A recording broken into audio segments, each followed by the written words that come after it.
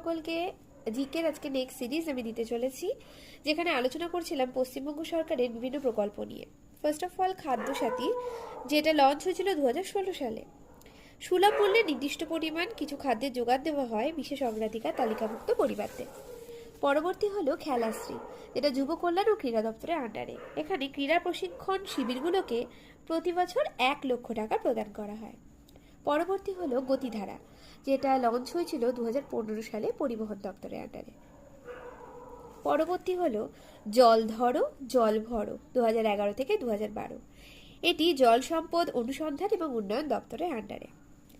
পরবর্তী হলো মিশন নির্মল বাংলা, পঞ্চায়েত এবং গ্রাম উন্নয়ন দপ্তর, নগরান্নয়ন এবং পুর দপ্তরের আন্ডারে।